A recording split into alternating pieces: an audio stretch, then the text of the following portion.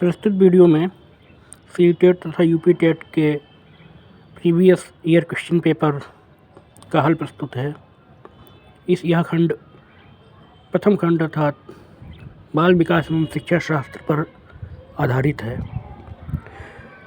इसमें प्रथम प्रश्न है, प्राथमिक स्तर पर एक शिक्षक के निम्न में से सबसे महत्वपूर्ण विशेषता माननी चाहिए। धैर्य और दृढ़ता को।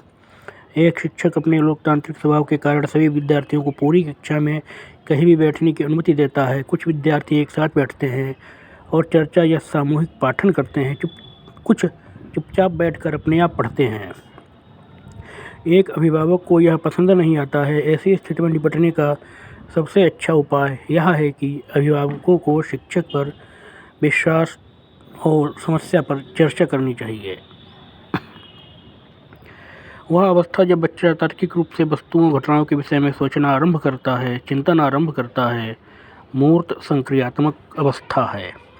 मन का मानचित्रण का आशय मन की सक्रियता अर्थात क्रियाशीलता पर अनुसंधान अर्थात शोध से है। विशेष रूप से प्राथमिक स्तर पर विद्यार्थियों की सीखने संबंधी समस्याओं को संबोधित करने का सबसे बेहतर तरीका क्षमता के अनुरूप विभिन्न शिक्षण पद्धतियों का प्रयोग करना है। निम्नलिखित में से कौन सा शिक्षार्थियों में सृजनात्मकता का पोषण करता है? ए विकल्प सही है। प्रत्येक शिक्षार्थी की अंतर्जात प्रतिभाओं का पोषण करने के अवसर उपलब्ध कराना। पियाजे के अनुसार निम्नलिखित में से किस अवस्था में बच्चा मूर्त संकल्पनाओं के विषय में तार्किक चिंतन करना आरंभ करता है? औपचारिक संक्रियात्मक अवस्था अर्थात 12 वर्ष की अवस्था तथा इससे ऊपर। सीखना समृद्ध हो सकता है यदि वास्तविक दुनिया से उदाहरणों को कक्षा में लाया जाए, इसमें विद्यार्थी एक दूसरे से अंतःक्रिया करें और शिक्षक उस प्रक्रिया को सुगम बनाए। निम्नलिखित में से कौन से कथन को अधिगम अर्थात सीखने की प्रक्रिया की विशेषता नहीं मानना चाहिए? शिक्षा शैक्षिक संस्थान ही एकमात्र स्थान है जहां अधिगम प्राप्त किया जा सकता है। इसके अतिरिक्त जो तीनों विकल्प हैं वो सत्य हैं। सीखना अर्थात अधिगम एक व्यापक प्रक्रिया है। अधिगम अर्थात सीखना लक्ष्य उन्मुखी होता है। अनअधिगमक भी सीखने की प्रक्रिया है। 5वीं कक्षा के दृष्टिबाधित विद्यार्थी के साथ कक्षा में सामान्य व्यवहार करना चाहिए और श्रव्य सीडी आदि के माध्यम से उनकी सहायता करनी चाहिए। निम्नलिखित में से कौन सा बच्चे की सामाजिक मनोवैज्ञानिक आवश्यकताओं के साथ संबद्ध नहीं है? बी विकल्प सही है। शरीर में अपशिष्ट पदार्थों का नियमित रूप से बाहर निकलना। वह कौन सा स्थान है जहां बच्चे के संज्ञानात्मक विकास को सबसे अच्छे तरीके से परिभाषित किया जा सकता है? खेल का मैदान। निम्नलिखित में से किसको अभिप्रेरित शिक्षण का संकेतक माना जाता है? इसका सही उत्तर है विद्यार्थियों द्वारा प्रश्न पूछा जाना। निम्नलिखित में से कौन बुद्धिमान बच्चे का लक्षण नहीं है? बुद्धिमान बच्चे का लक्षण यह नहीं है कि वह लंबे निबंधों को बहुत जल्दी रट लेता है, अपितु बुद्धिमान बच्चे के लक्षण हैं वह प्रवाहपूर्ण तथा उचित तरीके से संप्रेषण करता है, अमूर्त चिंतन करता है और परिवेश में समायोजित हो जाता है अर्थात अनुकूलन। पियाजे के अनुसार बच्चे दुनिया के बारे में अपनी समझ का सृजन करते हैं। यदि कोई बच्चा घर में अधिक बात नहीं करता परंतु विद्यालय में बहुत बात करता है तो यह दिखाता है कि उसके विचार विद्यालय में मान्य हैं। एक शिक्षक को अपने विद्यार्थियों की क्षमताओं को समझने का प्रयास करना चाहिए। यह क्षेत्र शिक्षा मनोविज्ञान का है। सीखने अथवा अधिगम की प्रक्रिया में अभिप्रेरणा विद्यार्थियों को एक विशेष दिशा में चिंतन मनन करने के सोचने के योग्य बनाती है। शिक्षा के क्षेत्र में पाठ्यचर्या शब्दावली का आशय विद्यालय का वह संपूर्ण कार्यक्रम है जिसमें विद्यार्थी दैनिक अनुभव प्राप्त करते हैं। निचली कक्षाओं में शिक्षण की खेल पद्धति मूल रूप से विकास एवं वृद्धि के मनोवैज्ञानिक सिद्धांतों पर आधारित है। यदि कोई बच्चा अतीत की सामान्य परिस्थितियों में की गई अनुक्रियाओं के आधार पर नई परिस्थिति के प्रति अनुक्रिया करता है तो इसको अधिगम का सीखने का सादृश्यता नियम कहते हैं। प्रतिभाशाली होने के संकेत हैं। अभिव्यक्ति में नवीनता, जिज्ञासा और सृजनात्मक विचार। झगड़ालू होना प्रतिभाशाली होना नहीं है। विशेष आवश्यकता वाले बच्चों को शिक्षा उपलब्ध करानी चाहिए, अन्य सामान्य बच्चों के साथ ही।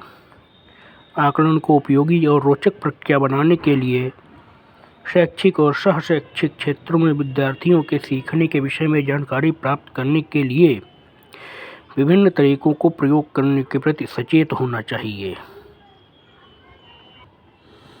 बच्चों की सीखने की प्रक्रिया में माता पिता को अग्र उन्मुखी भूमिका निभानी चाहिए। विकास कभी न समाप्त होने वाली प्रक्रिया है, यह निरंतरता का सिद्धांत है। सीखने के अंतर्दृष्टि सिद्धांत को गेस्टाल्ट सिद्धांतवादियों ने प्रोत्साहित किया। निम्नलिखित में से किशोरावस्था में बच्चे अपने समवयस्क समूह के सक्रिय सदस्य बन जाते हैं। बच्चों के बौद्धिक विकास की 4 विशेष अवस्थाओं की पहचान अर्थात उनका प्रतिपादन पियाजे ने किया था। बच्चों द्वारा की जाने वाली त्रुटियों के संबंध में निम्नलिखित में से सत्य कथन है। यदि एक शिक्षक कक्ष में सभी बच्चों की त्रुटियों का सुधार करने योग्य नहीं है, तो यह संकेत है कि शिक्षक शिक्षा की व्यवस्था में असफल है। नर्सरी कक्षा में शुरुआत करने के लिए सबसे अच्छी विषय वस्तु है मेरा परिवार। प्राथमिक कक्षा में सकारात्मक वातावरण निर्मित करने के लिए शिक्षक को भेद नहीं करना चाहिए और प्रत्येक बच्चे के लिए समान लक्ष्य सुनिश्चित करने चाहिए।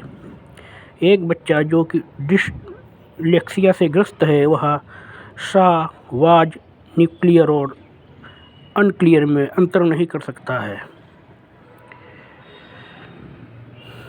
समस्या कथन में संकेत अंतर्निहित रूप से दिया होता है। यह विशेषता समस्या समाधान उपागम की है। प्रतिभाशाली विद्यार्थी अपने निर्णयों में आत्मनिर्भर होते हैं, अर्थात उनमें स्वतंत्र निर्णय शक्ति होती है। चिंतन के सूचना प्रक्रमण सिद्धांत में पूर्व प्रक्रमण चरण है तथा इन सूचना प्रक्रमण सिद्धांतों का सही क्रम है पूर्व प्रक्रमण, श्रेणीकरण, प्रतिक्रिया चयन, प्रतिक्रिया क्रियान्वयन। सीखने संबंधी निरोग्यताएं सामान्यतः उन बच्चों में पाई जाती हैं जो विशेषतः जिनके पैतृक अभिभावक ऐसी समस्याओं से ग्रस्त होते हैं। सोनिका जो गणित की शिक्षिका हैं, राधिका से कोई प्रश्न पूछती हैं। राधिका से कोई प्रश्न का उत्तर न मिलने पर तुरंत ही मोहन से दूसरा प्रश्न पूछती हैं।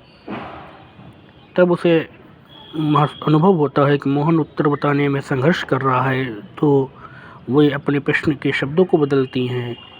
तो मोनिका की यह प्रवृत्ति यह है कि वह मोहन का पक्ष लेकर लैंगिक भूमिकाओं में रूढ़िवाद को प्रोत्साहित कर रही हैं।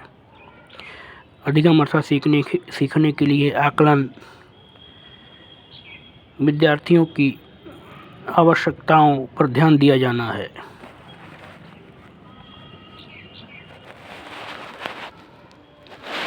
सामाजिक व आर्थिक स्तर बुद्धिलब्धि को प्रभावित नहीं करता है।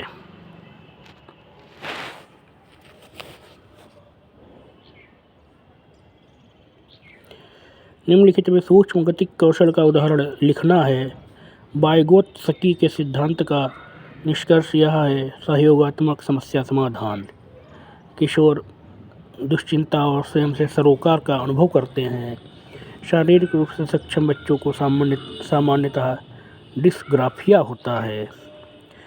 आंशिक पुनर्बलन सतत पुनर्बलन की अपेक्षा अधिक प्रभावशाली होता है। एक सशक्त विद्यालय अपने शिक्षकों में प्रतिस्पर्धात्मक अभिवृत्ति को सर्वाधिक प्रोत्साहित करता है। अंतः विषय अनुदेशन का सर्वश्रेष्ठ लाभ यह है कि विद्यार्थियों को सीखे गए ज्ञान का बहु संदर्भों में अनुप्रयोग करने और उनके सामान्यीकरण करने के अवसर दिए जाते हैं। वे शिक्षार्थी जो समृद्ध ज्ञान और शैक्षणिक दक्षता की हार्दिक इच्छा प्रदर्शित करते हैं, उनकी विशेषता निष्पादन उपागम अभिविन्यास है।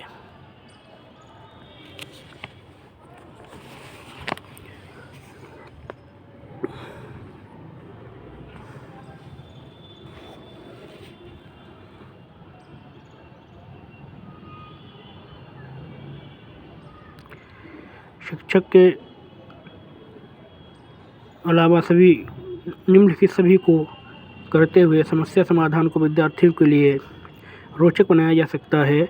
जब विद्यार्थी स्वयं से कोई कार्य करने का प्रयत्न करें तो उनसे परिपूर्णता की अपेक्षा न की जाए। भाषा में अर्थ की सबसे छोटी इकाई स्वनिम है। बहुबुद्धि सिद्धांत निम्नलिखित निहितार्थ देता है सिवाय इसके कि बुद्धि प्रक्रमण संक्रियाओं का एक विशेष समुच्चय है जिसका प्रयोग समाधान के लिए किया जाता है। लक्ष्य को प्राप्त करने में व्यक्तिगत संतुष्टि अधिगम के लिए अधिकतम रूप से अभिप्रेरित करती है। बुद्धि लब्धांक सामान्यतः उच्च रूप से शैक्षणिक निष्पादन से संबंधित होते हैं। यदि 16 वर्ष की अवस्था का बच्चा बुद्धि लब्ध परीक्षण में 75 अंक प्राप्त करता है तो उसकी मानसिक अवस्था 12 वर्ष की होगी। विद्यार्थियों के पोर्टफोलियो के लिए सामग्री का चयन करते समय विद्यार्थियों का समावेशन जरूर होना चाहिए। सफल समावेशन में पृथक्करण की आवश्यकता होती है।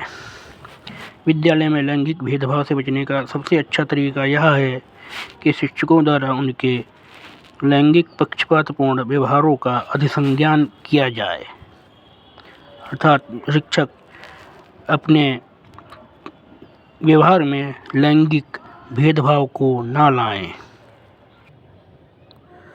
शैक्षणिक क्षेत्रों में निष्पादन के आधार पर शैक्षणिक क्षेत्रों में निष्पादन के स्तर को बढ़ाने का औचित्य स्थापन इस आधार पर किया जाता है कि यह वैयक्तिक भिन्नताओं को संतुष्ट करता है। विद्यालय में नियमित उपस्थिति के लिए वंचित बच्चों को प्रोत्साहित करने के लिए सबसे अच्छा उपाय आवासीय विद्यालयों की स्थापना करना है।